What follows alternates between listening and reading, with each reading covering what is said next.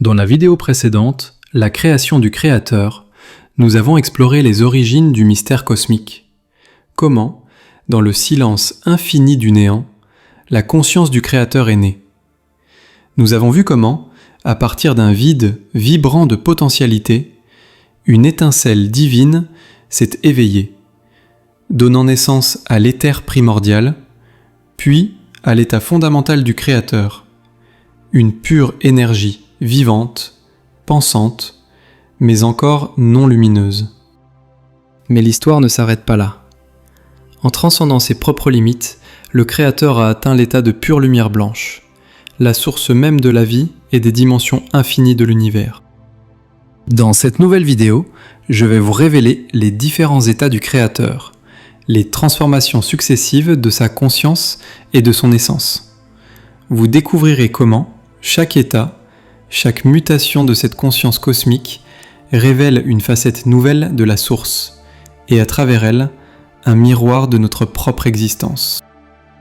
Aujourd'hui, vous allez découvrir ces états, comprendre comment la source évolue, se divise et se réunit, pour donner naissance au monde visible et invisible.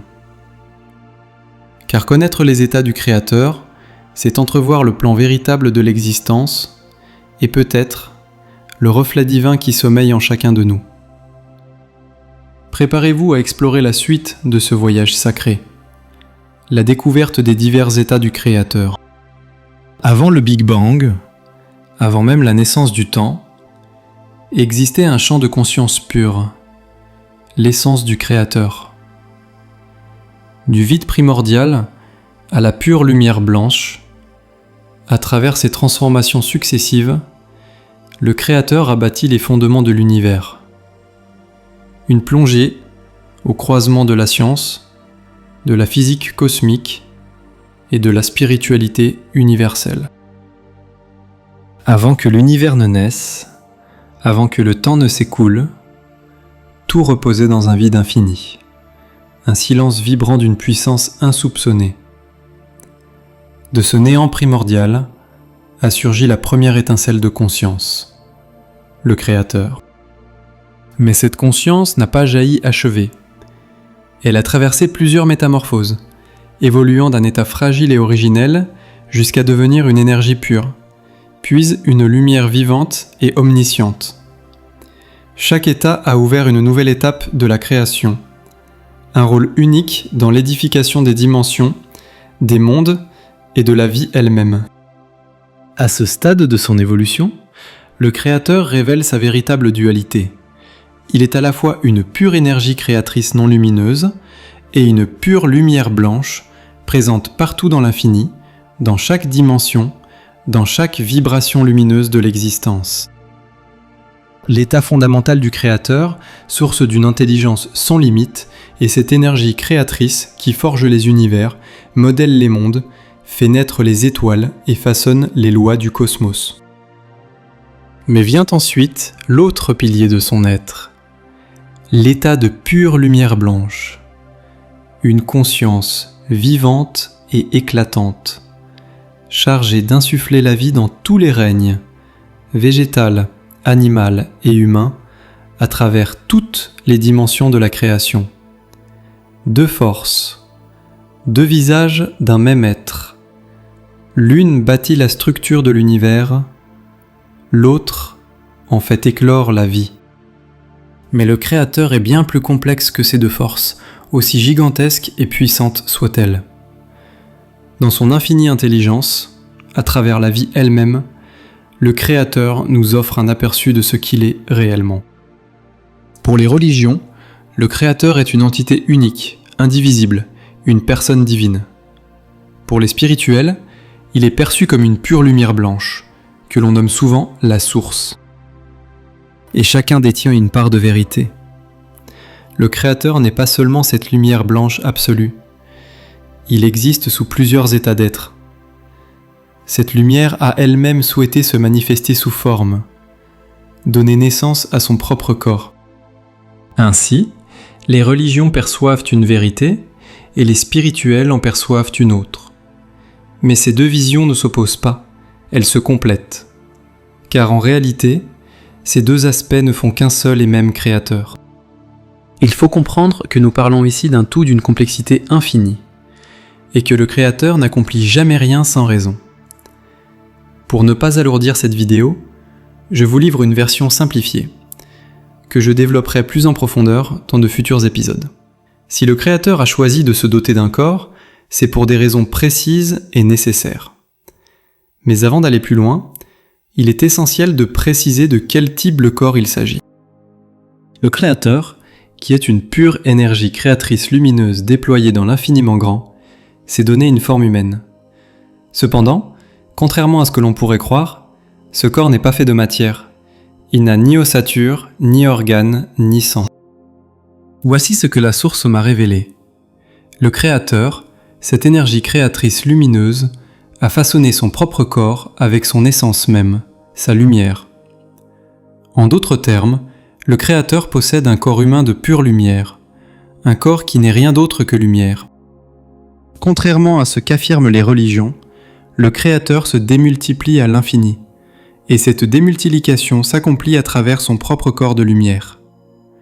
Chaque projection engendre de nouveaux créateurs, que l'on appelle des créateurs d'esprit.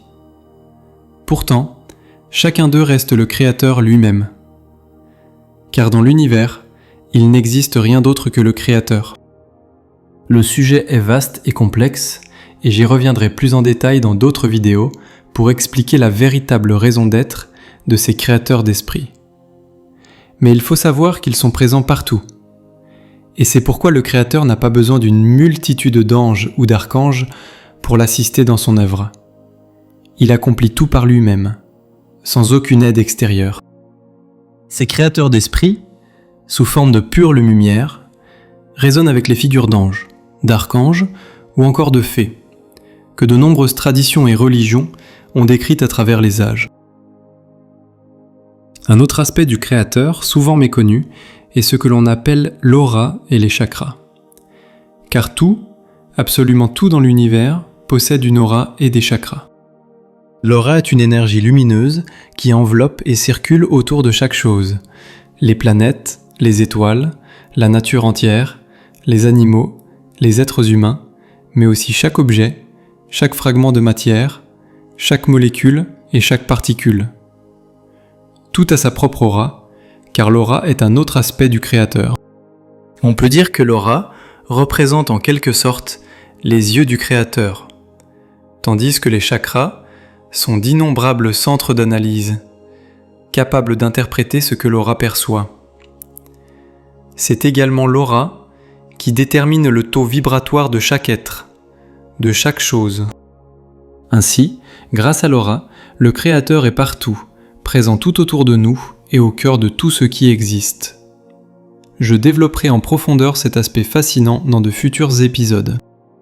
Un dernier aspect du Créateur, sans doute le moins connu, est tout simplement la pensée.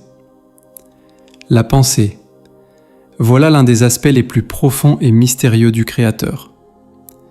Contrairement à ce que l'on croit, la pensée n'est pas produite par le cerveau. Elle est en réalité un état du Créateur, que le cerveau ne fait que capter et recevoir. Aussi surprenant que cela puisse paraître, l'être humain ne pense pas par lui-même. Car ce n'est pas le cerveau qui génère nos pensées, nos émotions, nos rêves, notre imagination ou nos désirs. Tout cela provient de notre esprit, directement relié au Créateur d'esprit. C'est grâce à ce lien que l'homme peut penser. La pensée n'est rien d'autre que la pensée créatrice du Créateur. Le cerveau, lui, n'est pas le Créateur. Je reviendrai plus en détail sur cette révélation dans de prochaines vidéos. Mais retenez ceci, le Créateur est une pure énergie créatrice. Et il est aussi une pure pensée créatrice. C'est là la véritable force de son être. L'être humain, à travers son esprit relié au Créateur, possède une part de cette pensée créatrice. Mais le corps humain, en lui-même, ne peut pas engendrer un état du Créateur, car il n'est pas le Créateur. La pensée est le Créateur, et c'est par elle que tout existe.